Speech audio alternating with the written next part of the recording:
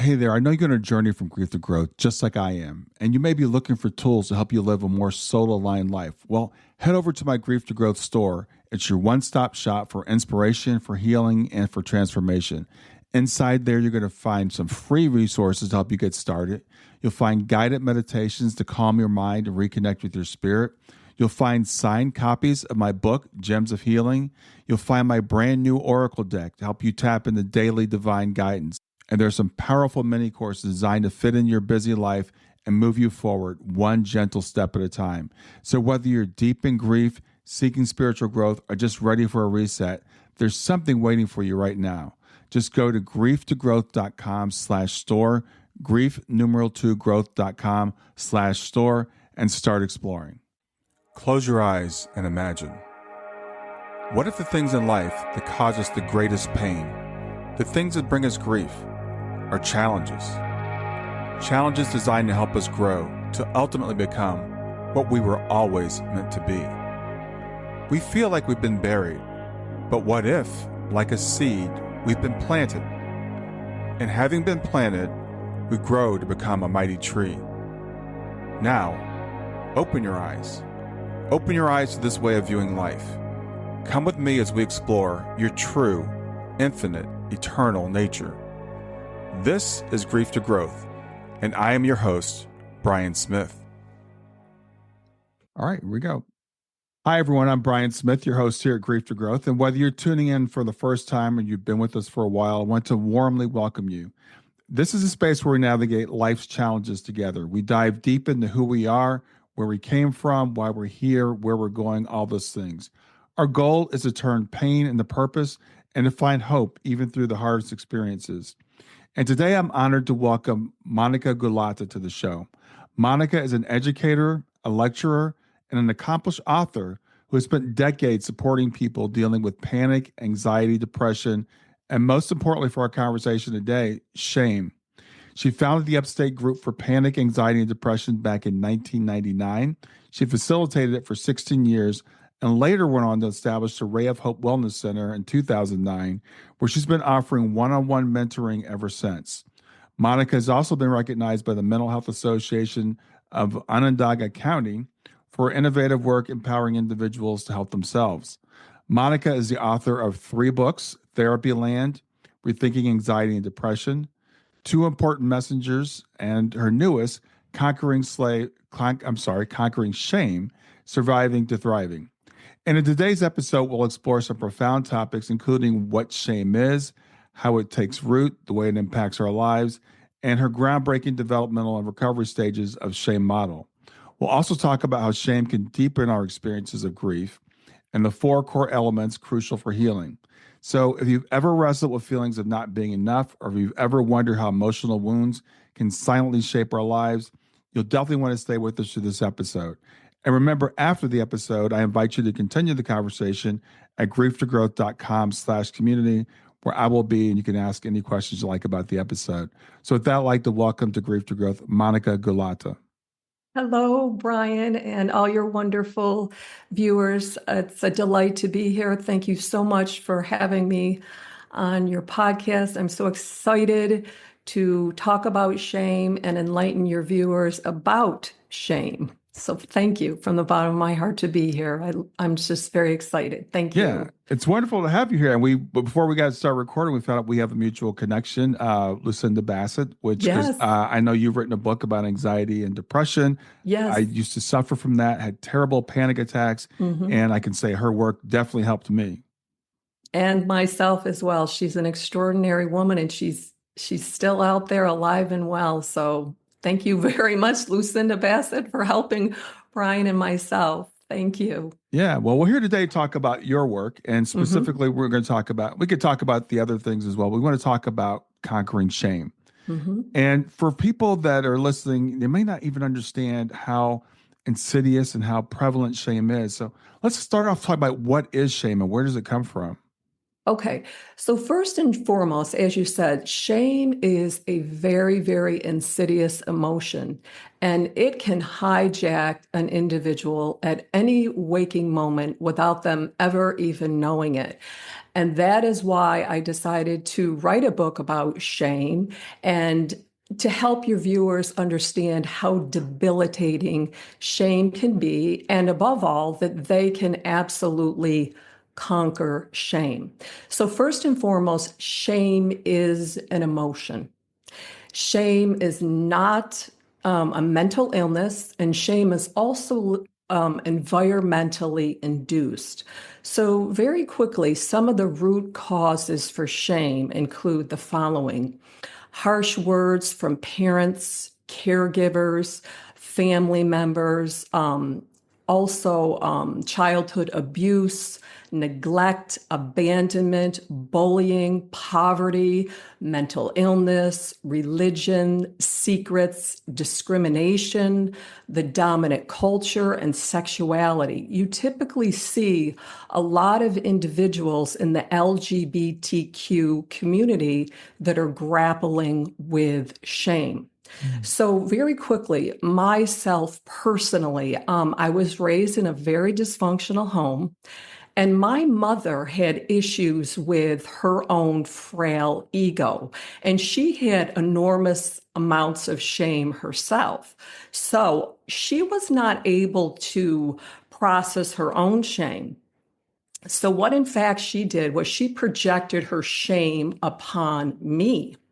And then I internalized the shame.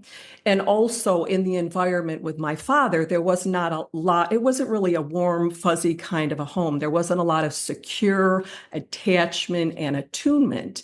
And so again, I internalized that there were issues wrong with me. So what happened was the shame became internalized.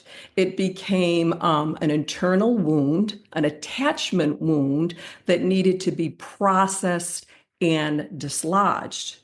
But the problem was, I never knew that I had shame.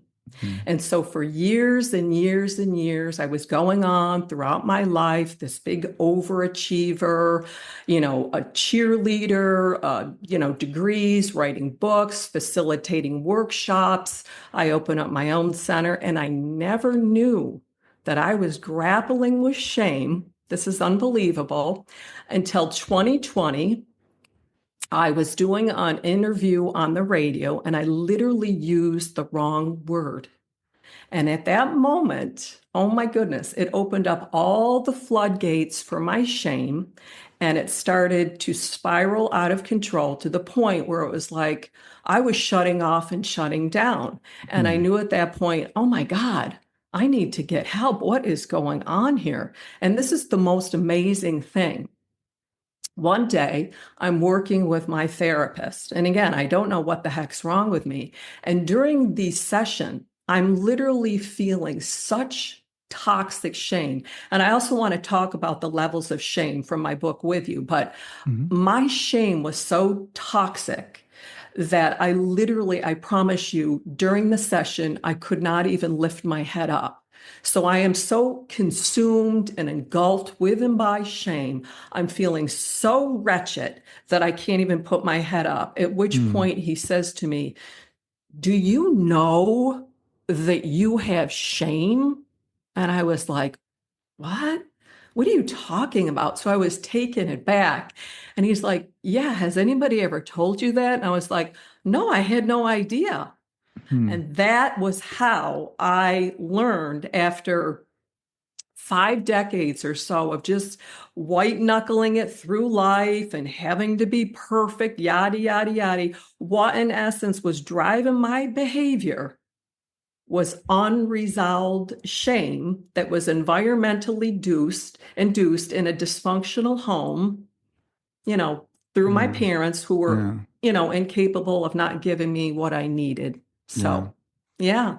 Wow, that's fascinating. And as you were saying that, I never Mhm. heard shame talked about as an emotion before. And we hear a Yes. lot about emotions now. This is great. We're at a place where we are talking about emotions, and we hear about Right. fear and guilt, and we hear about anxiety, and we hear about Hmm. things like that, anger. hmm but I don't think I've heard anybody talk about shame as an emotion. Yes. Yes. And again, it is a very, very insidious emotion. And not only is it very insidious, I would also say this, it's a very intelligent emotion. Mm. Because shame does not want to be revealed. It does not want to be exposed. So, in essence, it wants to remain covert, if you will. It wants to remain hidden. And the interesting piece in that is the more it remains covert and the individual wants to cut off or isolate oneself from it, actually cultivates it. Mm. So Yeah. it's kind of like a catch 22. And that, in essence, is problematic because shame is somewhat like a cancer. The more you cultivate it, excuse me, by cutting off and cutting it off, it metastasizes and creates more and more problems. Wow, interesting. And you Yeah. talked about some of the causes because you said it can be induced environmentally. And as you were Yes. having that conversation, Yes. I remember talking to my therapist when I was like in my 30s, Uh-huh. and I was suffering from panic attacks. I told you about working with Lucinda Bassett's stuff, Yeah. and I went to see my therapist, and I was like, I'm panicking, I'm feeling terrible all the time, and hmm we never hmm used the word shame, but I realized mine was induced by my religious background. That were you're terrible. God doesn't love you. God can only love you if you do Oh, these things. yes. And she brought that out of me, and I'm like, I had no idea it was there.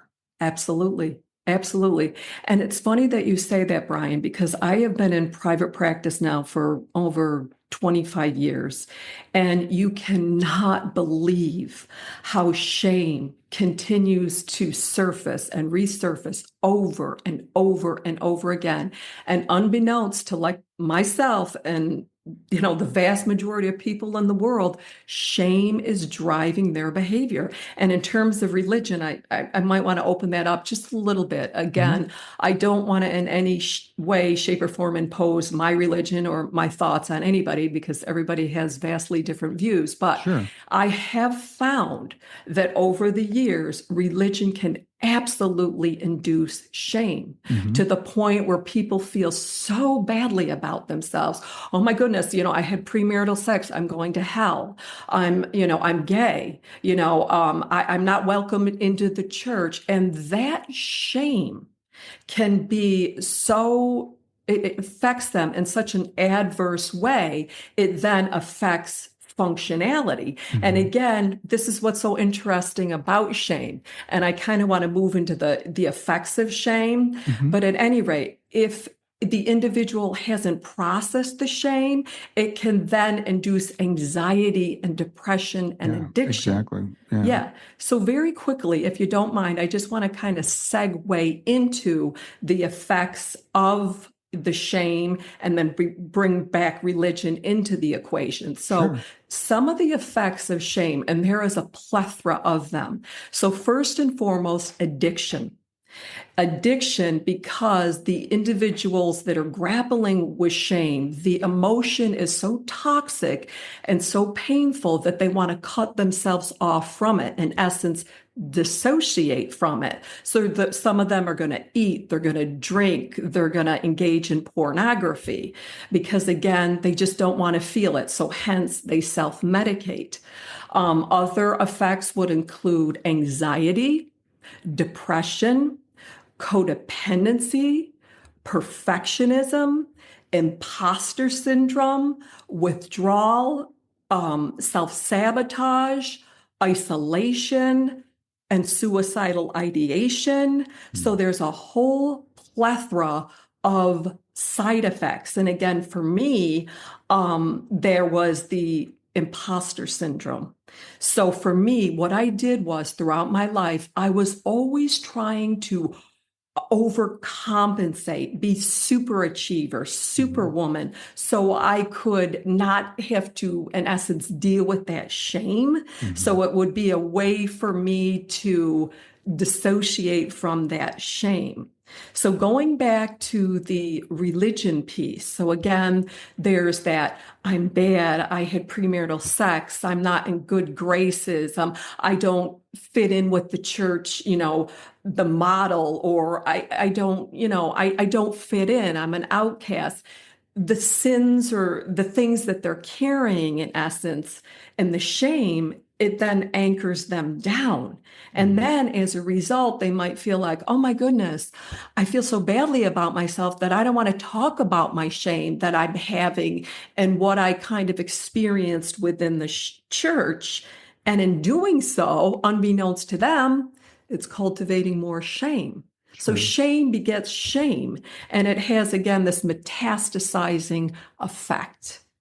Now, I could be wrong about this, but Mhm. my as I study human nature, I think that all of our emotions have a place. Mhm. There are no quote unquote bad emotions, and Right. I think about shame, and I think about the way the church and society, it's not just religion, and it's not just Right. any one particular church, by the way. All Yeah. religions do this, and we do it as human beings. It's a part of a socialization process. We want to make people into productive, good citizens, and we have this thing that says, I want to be liked. So that's Yes. a normal, healthy thing. We want to be Yes. social beings, but Yes. it gets out of control. And I remember you mentioned LGBTQ earlier, and I have an uncle who was gay, and the Mhm. church, would not accept gay people at that time. Right. And I struggled with like, what do I think about this? Because the church teaches this. So I got this book called "What Does the Bible Really Say About Homosexuality?" But before that, I read a book that was coming from the other side, why being gay was bad.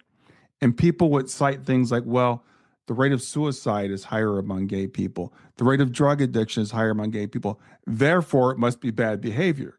And I think it's the other way around. I think it's because you're telling them they're bad people. Absolutely. Absolutely, Brian. I want to speak to that. So in essence, these messages that become internalized, may it be, again, we're not pointing fingers at anybody, but in some instances, certain things people say in the church or the dominant culture. Hmm. And this idea notion is if you don't go along, you don't get along, you're deemed as problematic, you're then outed. And again, that induces shame.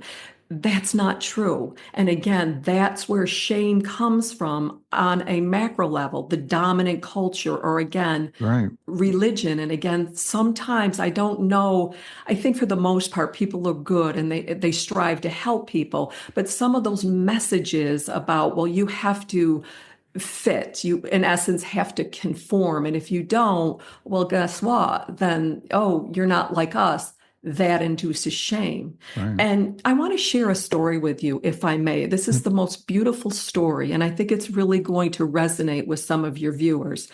So I have a very, very diverse client base. And now when I work with clients, I'm very, very cognizant of shame and how it rears its head. And the other day I was working with one of my newest clients. She's beautiful. She's African American, and she was adopted into a white family. And the other day, she and I were working, and she says, Monica, I want to share a story with you. There's something that's really bothering me. And I said, absolutely, you go right ahead. She says, well, she said, it was Easter. And all of our family, we were all together and we were getting ready to gather and have Easter dinner. And I'm like, oh, that sounds great. She goes, no, not really. And I said, well, why is that? She goes, well, because when everybody sat at the table, she said, I couldn't sit at the table. And I said to her, why not? She goes, I don't know. This was Mm. shame speaking. So I said, well, where did you end up sitting? She goes, well, I ended up sitting off to the other table with some other people. And I was like, oh my goodness. Mm. And at that moment, I knew exactly what was going on. Her shame was becoming reactivated because somehow, some way, she didn't feel good enough. She didn't feel entitled to sit at that table. So at that moment, I thought to myself, how do I reframe the shame? So what I said to her was this. I said, I want to ask you a question. In a garden, I said, is there all one color flower? And she looked at me and she goes, no. And I said, that's right. I said, God's a very diverse God. There's all marigolds and daffodils and whatever. She goes, yeah, you're right. She says, but what kind of flower would I be? Again, there's the shame. Mm. And I said to her, you would be the most beautiful flower of all.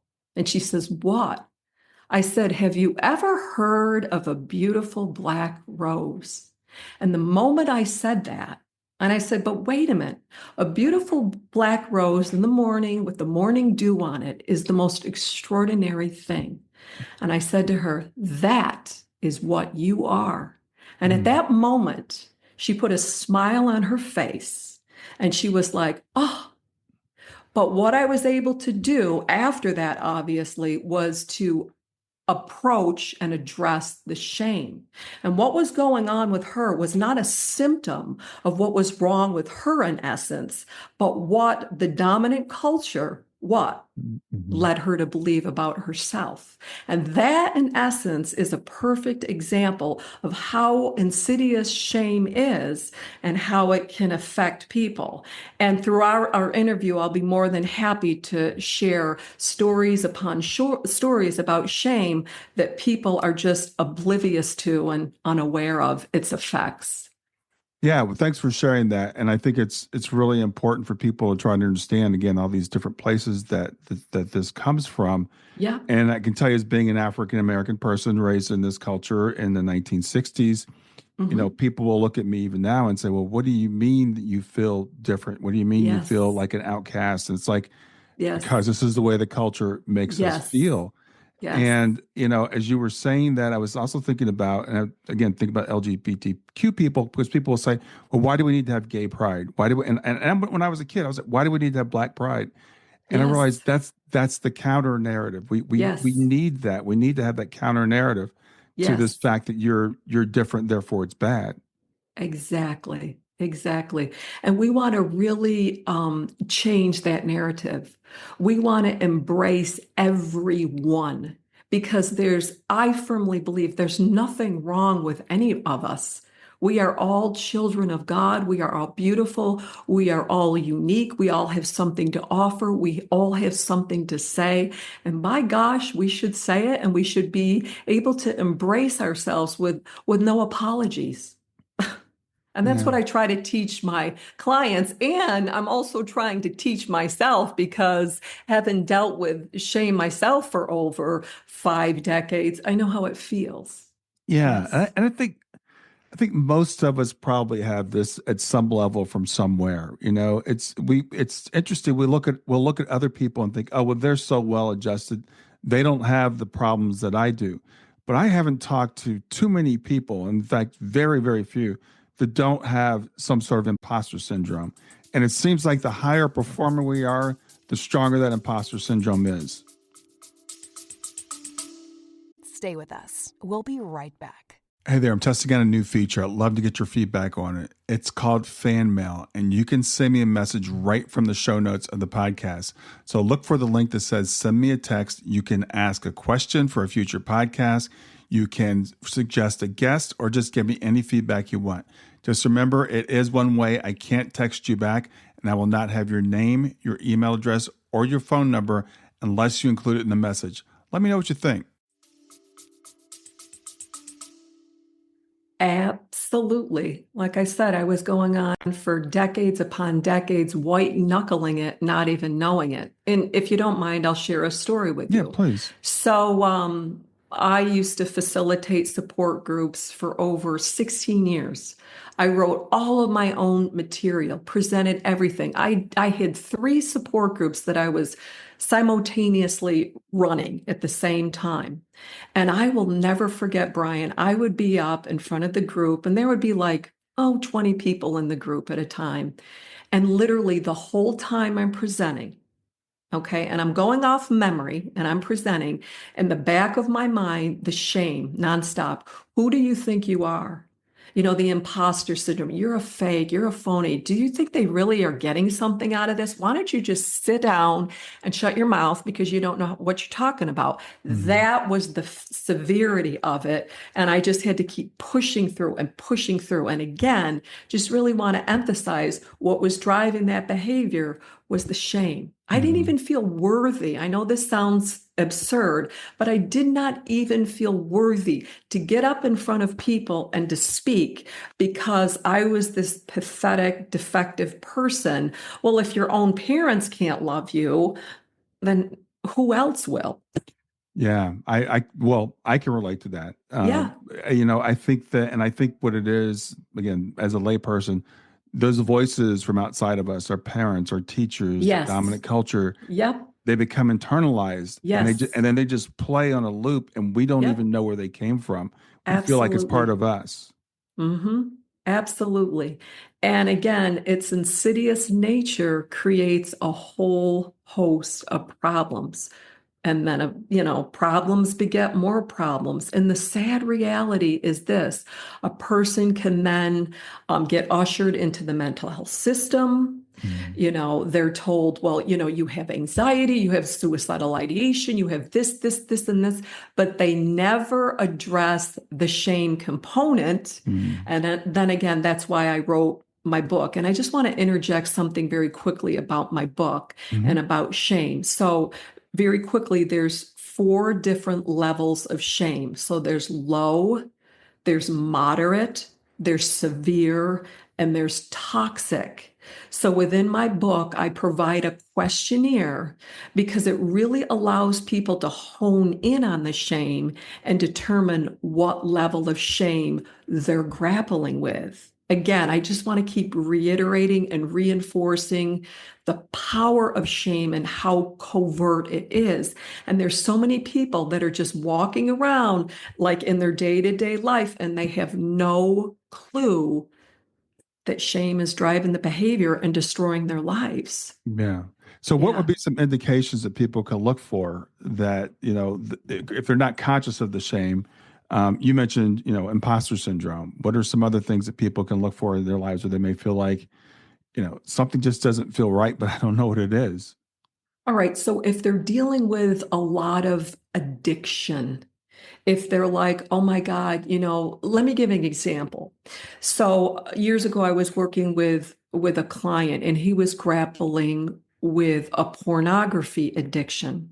So what happened was he was always, whenever he engaged in the addiction, afterwards, the shame cycle would kick in. So then he would feel like, oh my God, I'm this terrible, rotten person. I should die. So again, the shame was driving his addiction. So also individuals that feel so badly about themselves, they might engage in eating. They want to keep, I want to eat, I want to eat, I want to eat. And in a way, they want to self-soothe and they want to self-medicate that shame in essence so they don't feel it. But then the more they eat, the more they what? They create more shame and they create and produce more of the shame cycle. So does that make sense at all? It does. It absolutely Okay. makes sense. Okay.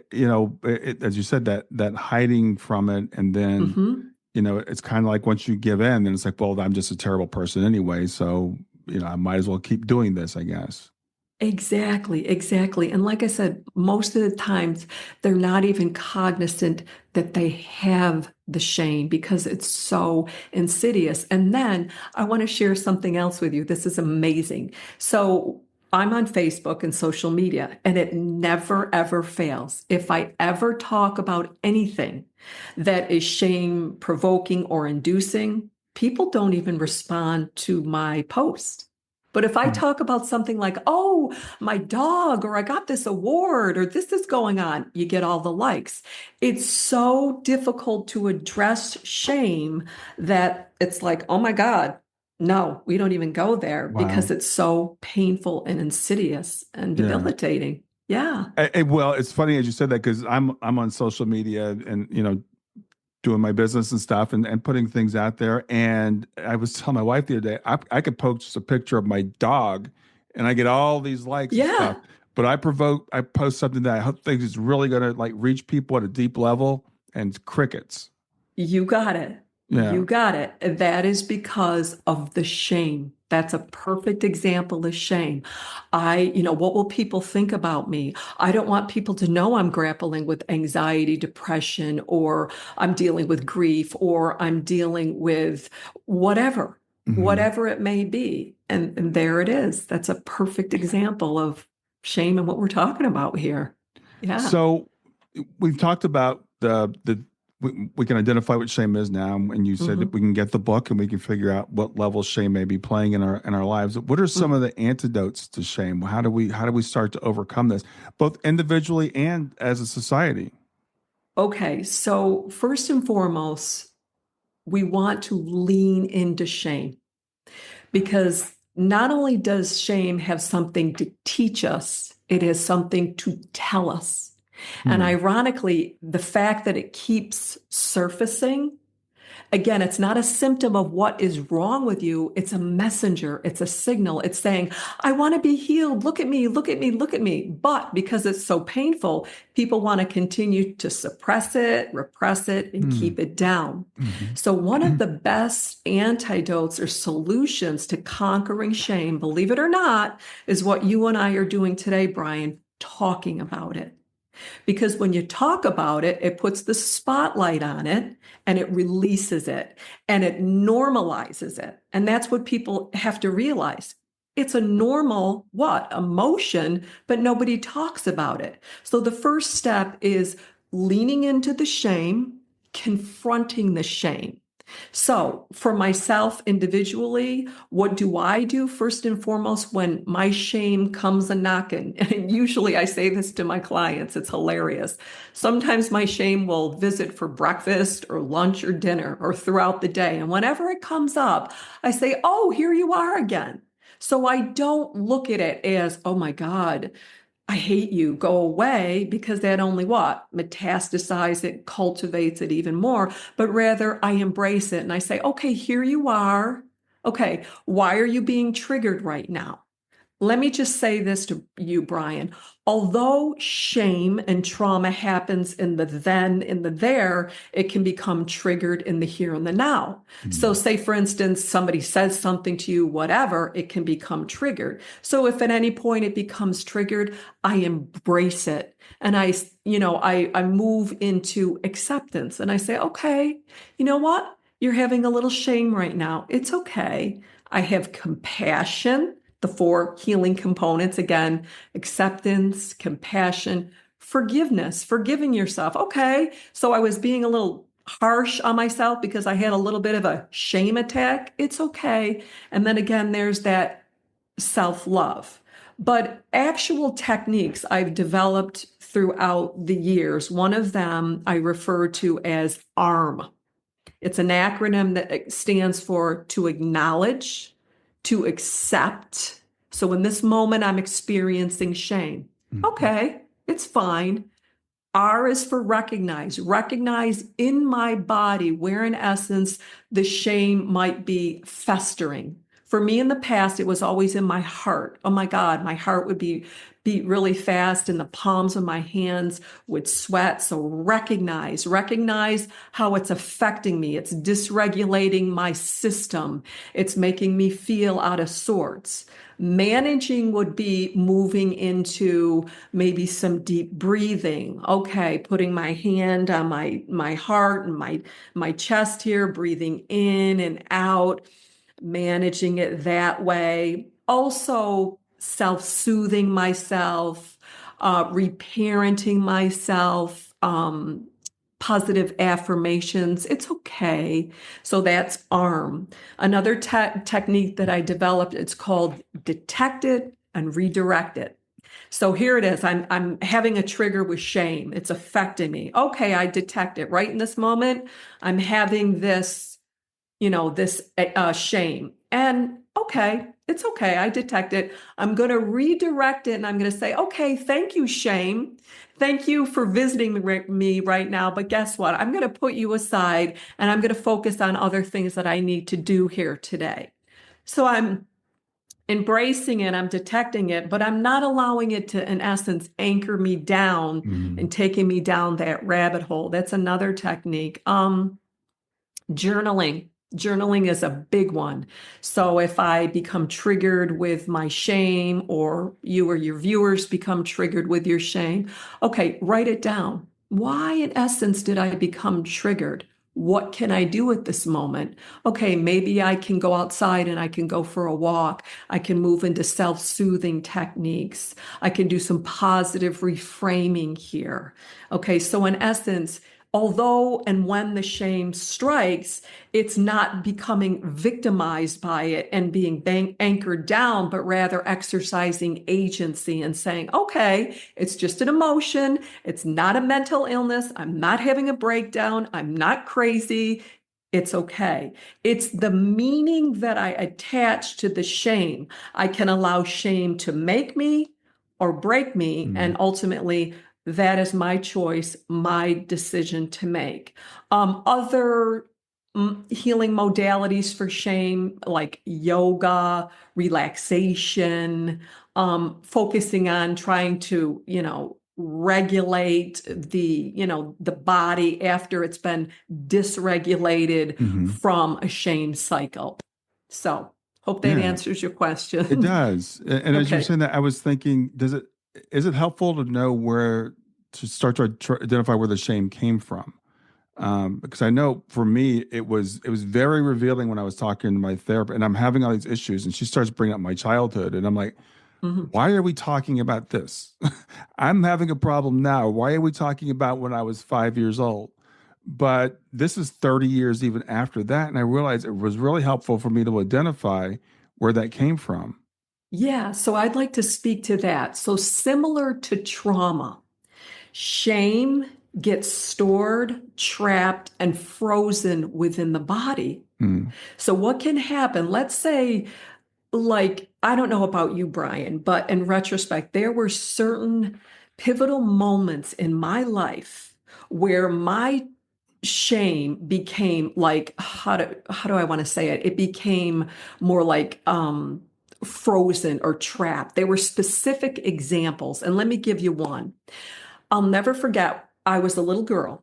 I was on the school bus, and my father, here's some shame, he was an alcoholic. And every day, it never failed. I'd be like, oh, when I got on the school bus, oh gosh, is dad going to be on the front steps with a beer drinking? I would be mortified mm, and humiliated. So I'll never forget one day I was on the school bus, I was getting up and I could feel it. I could feel the shame and I couldn't identify it back right, then. right. And I was walking down what I refer to as the aisle of shame on the school bus. And all of a sudden, this kid's sitting. Oh, it still hurts. He's like, oh, look at her father. And at that moment, wow, pivotal moment with my shame, it became frozen, trapped, and internalized. Mm, mm, And then ever since then, whenever like alcohol or whatever, boom, there's the right, shame. yeah. And it can become what? Triggered, reactivated, and resurfaced. And I don't know if you have certain, stories or examples in your life how your shame became frozen, trapped, and internalized Hmm. within your, self and your being.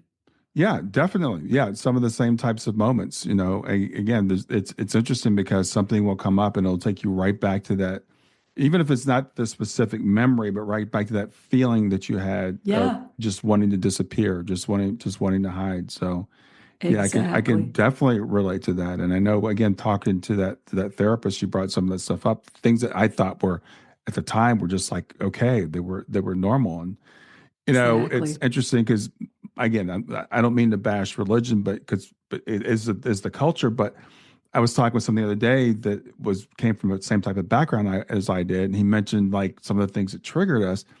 And I said, the music that I used to listen to. And he said, well, give me an example. And I gave him an example of this group I used to love. It's a Christian group.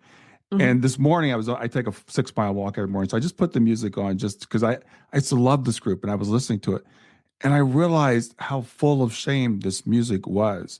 about how I'm a terrible person, Oh, about how, thank you for saving me, and I'm a wretch, and I'm only, and I was like, and I listened to about 20 or 30 minutes of it, and I was like, okay, that's enough. I just wanted to remember why it was I walked away from that. And I was like, wow, I can't believe I used to do this to myself. absolutely. And unbeknownst to you, you were, guess what? Propagating that shame and you didn't even realize it. Right, right. And it's just, this is what I'm saying. And I'm so glad that you said that, Brian, to demonstrate the insidiousness of shame and Yeah, how it can just keep metastasizing and just, it's like a cancer. It'll eat you away until it will kill you. Trust me. Some people that move into suicidal ideation, again, unbeknownst to them, shame is driving that of behavior. course. Yeah. Yeah. So let's talk about the relationship between shame and guilt. We've heard of guilt. How are the two related?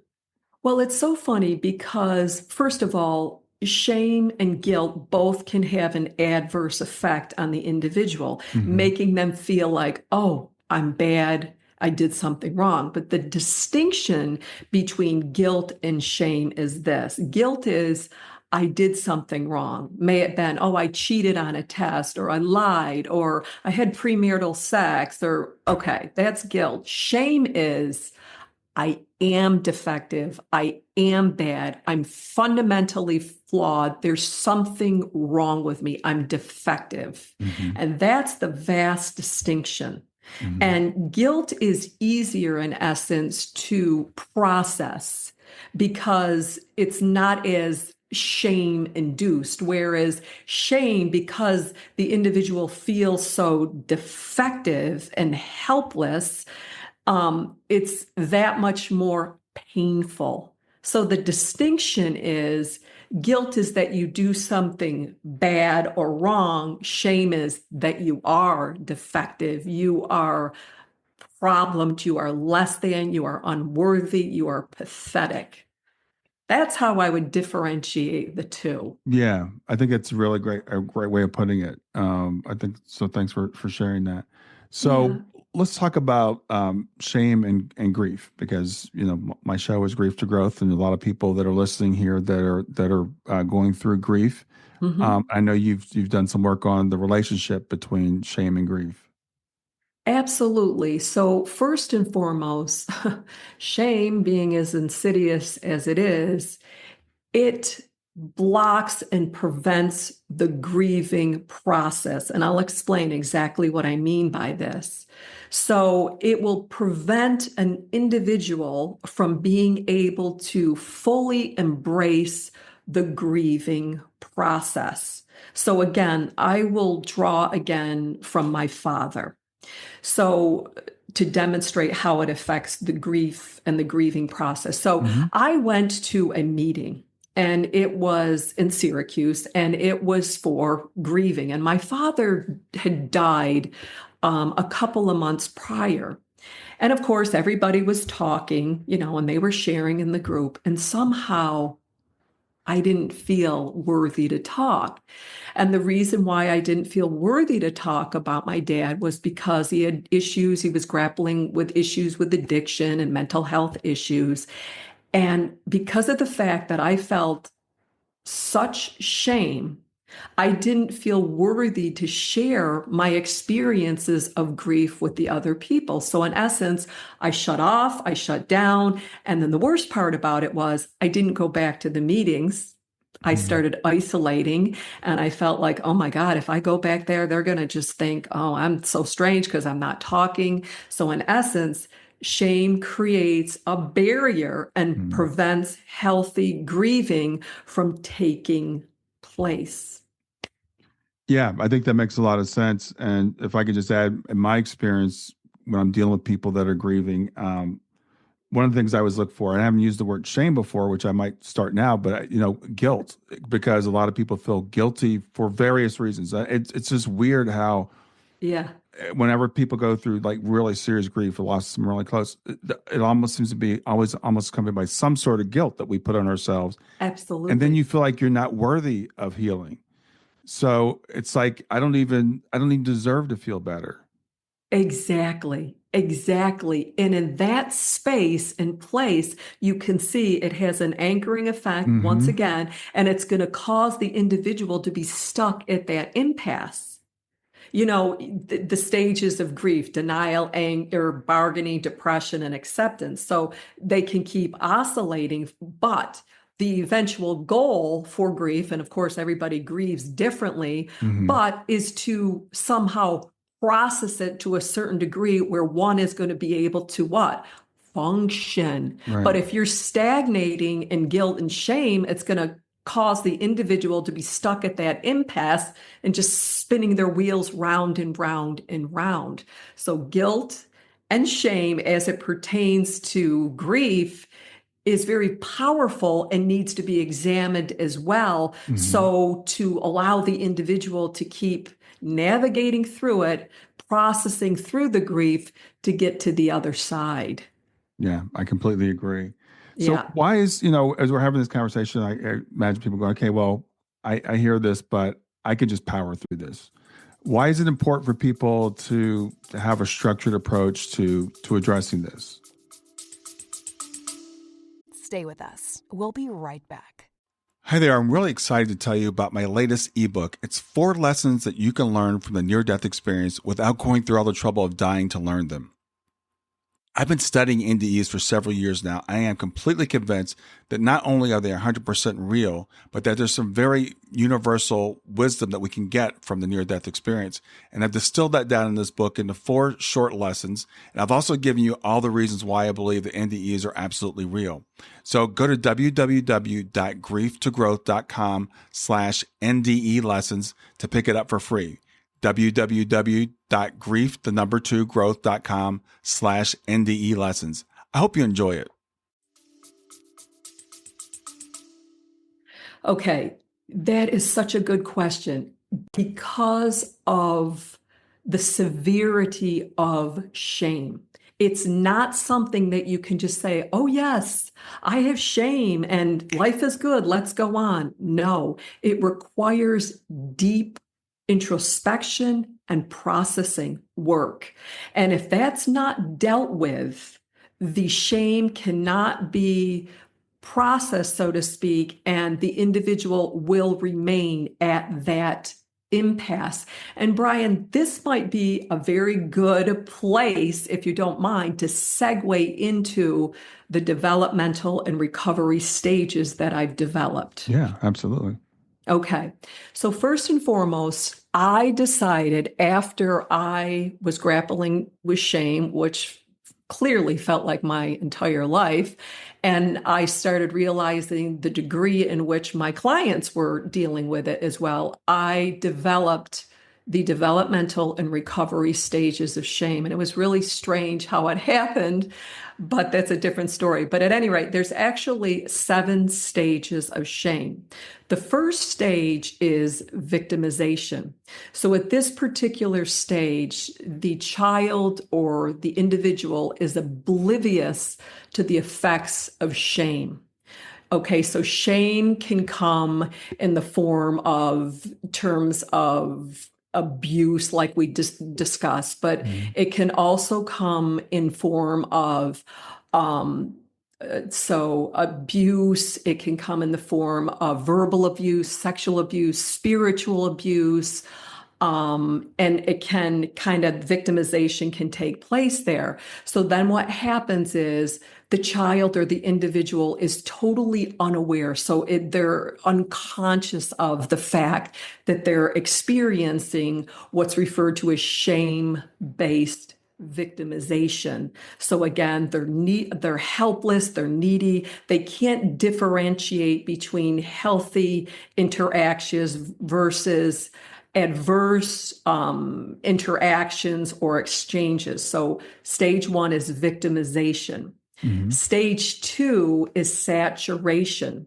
So at this stage, the child or individual is experiencing more prolonged, chronic, shame-based victimization to the point where they're becoming saturated. So a child is very porous and they're just taking these things in, these negative, harsh words from their parents or their caregivers or different forms of abuse. So at this stage, what then is happening is the shame through the falsehoods, you're bad, you're unlovable, you're defective, it's becoming solidified and infiltrated in the mind. So that's stage 2. Stage 3 is indoctrination.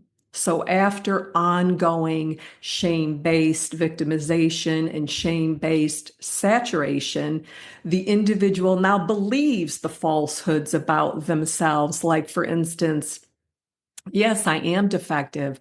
I am unlovable. I am unworthy. At this particular stage, the individual will then disown the authentic self, and they will move into what's referred to as the imposter or false self. Now, the false self wears all different types of masks. There would be the superachiever, the clown, the superstar, perfect, okay? And they're doing this in essence as a means to receive and accept approval and love and validation. So that's stage 3. Stage 4 is immobilization. At this particular stage, the authentic self is completely immobilized, it's repressed, it is blocked. The individual is now operating completely out of maladaptive coping mechanisms. That would be your addiction, that would be your anxiety, that would be your depression, that would be your codependency, your imposter syndrome. It is also at this stage where the individual will experience burnout, breakdowns, suicidal ideation. At this stage, the imposter self is completely internalized, it is habituated, it becomes an inherent part of the individual's identity.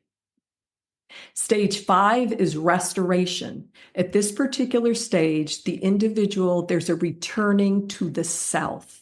So at this stage, the individual is becoming a little bit cognizant of the presence of shame in his and her life. They might be able to talk about it at a group a little bit or with their therapist. Now, this stage is so very, very important, because if this stage is not resolved, the individual might be stuck in a perpetual, what's referred to as shame, negativity feedback loop, and never get out of it and be able to embrace their authentic self. Typically, when you see some individuals, let's say, that are dying of drug overdose, suicide, unbeknownst to them, shame is at the base driving that behavior. So it is very, very crucial to get to the place where you're cognizant of shame and being able to identify and knowing that it's driving one's behavior. Because if that doesn't happen, the individual will go on, perhaps for the rest of their life, never resolving shame or being set free from this adverse emotion. So that's stage 5. Stage 6 is transformation. At this particular stage, a metamorphosis has taken place. Not only is the individual cognizant of the presence of shame, but they're able to utilize tools and techniques to mitigate it and to keep it at bay and also to neutralize it. They're also able to move themselves out of dysregulation, and they're able to co-regulate. So in essence, they're able to reparent themselves. They're able to self-soothe, utilize the 4 healing components, and in essence, reparent themselves and become their own therapist. So like when I work with my clients, I draw from a psychoeducational paradigm because I always want to be able to teach them things so they're able to utilize these skills, tools, and techniques on their own. So Right. that's stage 6. Stage 7 is my favorite stage, and that's liberation. At this particular stage, the individual is no longer encumbered by a push-pull mentality of shame.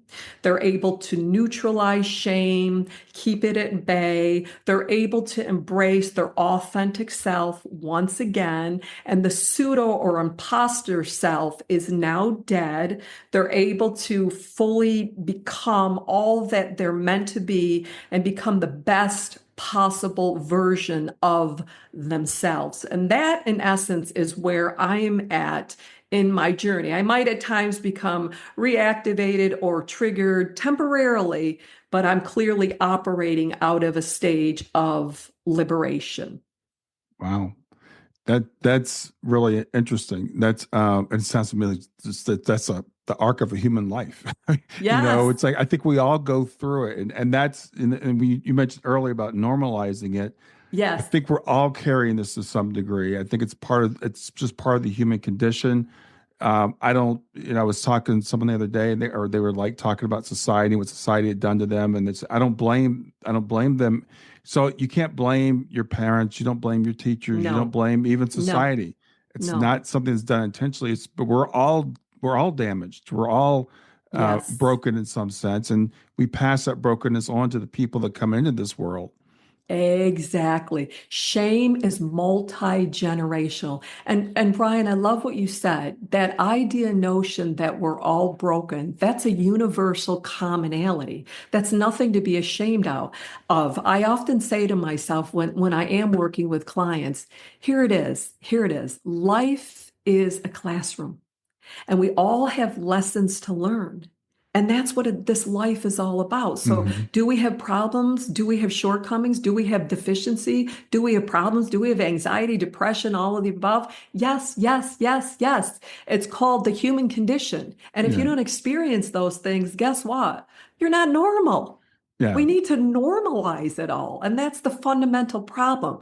We're told that, oh, we have to portray certain images. And again, that's all learned behavior. But that was from people that didn't learn how to unlearn their shame, their guilt, their right. fear, their anxiety, their depression, yada, yada, yada. Yeah. Well, one thing I do want to make clear in case I what I said wasn't clear to people that are listening, when I say we're all broken, it's not like what I was taught as a kid that we all come in broken, that we're inherently broken. We're broken by our society and stuff. So I Exactly. think we come in whole. Yes, We, Brian. yeah, Yes. yeah. Yes, we are perfect specimens. I'm so glad you said this. I believe, and again, I know everybody has different religious beliefs, so on and so forth, and I don't want to impose any way, shape, or form my religious beliefs or convictions, but I believe we are all extensions of God. And when we enter this earth, we are perfect. We are perfect regardless of our sexuality, our color, our race, our sexuality. And then all of a sudden, society comes along and what? Power differential, and you got to do this, and you got to become this, and no. Then all of a sudden, we move out of that beautiful, authentic self into the pseudo self. And there's where Exactly. the problems begin. So I'm so glad you brought that up, Brian, because that's extremely important to Yeah, emphasize and to and I want reinforce. to I want to be respectful of people's religions and stuff too, and Absolutely. and that's fine. But I'm really I was telling someone yesterday where I was in this group we meet on Sunday mornings. And I Yeah, said I'm not interested in religion. I'm not interested in philosophy. I'm interested in truth, and I want to exactly. help people get to the Yeah. truth. And I think what you and I are talking about. I say to people, try it on, see what makes sense to you, right? Does it make more sense to you believe that you're inherently evil and you're inherently broken, or does it make sense to believe that you're perfect as you are, and that you've been kind of like we live with people who are unskilled, and I like they're not evil, they're not bad, they're not doing it on purpose, they're just No, not very skilled. right. And I often say to that, and I love that, that it's not about pointing a finger. I'm not about that. But here's reality. Some people are unhealthy, unhealed, and unwell. Hmm. That's reality. They have some work to do, but it's not about pointing a finger and, you did this. No, it's not about that. It's about being cognizant of what's going on and being true to that. And I love what you said, this idea of, to know the truth is going to set you free. So these things happen to me, but guess what? Doesn't define me. I can turn these things around and I can create a new story from my life. Yeah, I think it's something it's very empowering. At least it is for me. Yeah. To know that I didn't do anything wrong. No. This is not my fault. Again, I don't blame my parents. I don't blame my teachers. I don't even blame the society around us. I think it's part of the human experience. And I think we're meant to go this journal. We're getting to get really metaphysical. I think we're meant to rediscover who we are. Absolutely. And you have a right to live your authentic self. And I love fiction. I love movies and stuff. One of my favorite movies is the movie The Wall by Pink Floyd. About this young man that goes on this journey, and his mother and society is putting all this stuff into him, all the fear and everything, until finally he totally breaks. He totally forms a whole new character. Yeah. And the whole thing is like, finally he has to tear down the wall. He has to take off all the masks and become who he truly is. And I think that's the human journey. And I hope that people are listening can relate to this. It's like, you don't have to live that way. You don't have to live as an inauthentic person. That's right. That was never the intention or plan for your journey. Right. No. Right. And you don't have to live other people's shame being projected upon you. Okay. That was theirs. And unfortunately, some of them don't do their work. And that's what happens. And very quickly on a societal level, some of the things that we see that are playing out has very much to do with individuals that have not done their work. And at a macro level, we're seeing it play out. Yeah. We're seeing that. And in that, it's about, applying that acceptance, the compassion, forgiveness, and love for these people, because we know how troubled and sick that they are. Exactly. Yeah.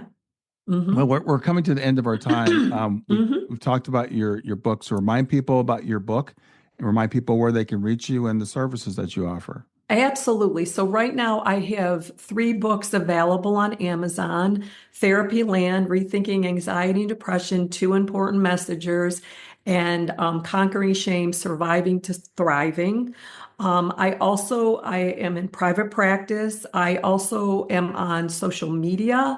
I do workshops. And if you go to my website, www.monicashelp.com, there are links. Feel free to view my podcast that I've done previously, my up and coming, I do workshops and YouTube stuff online, so you can visit me there. And also, if you want to reach out to me, you have any questions or concerns, or want to do one-on-one, I am available, and I love what I do. So, I hope that this interview was insightful and gave you some tools and techniques and a better way to understand shame and to be able to help yourself on your own journey in conquering shame. Yeah.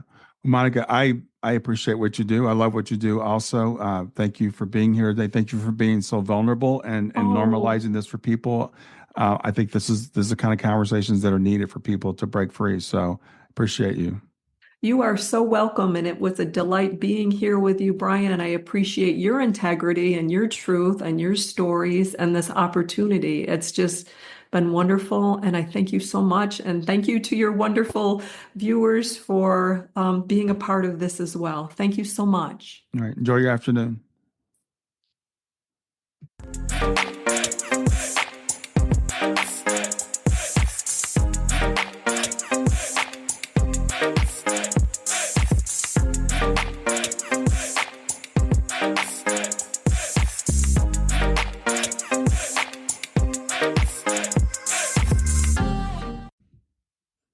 Hey there, if you liked this episode, come on over and talk about it. Let me know what you liked. If you didn't like this episode, come on over and talk about it. Let me know what you didn't like. Go to grieftogrowth.com/community and look for Talk About the Podcast. I'll see you there.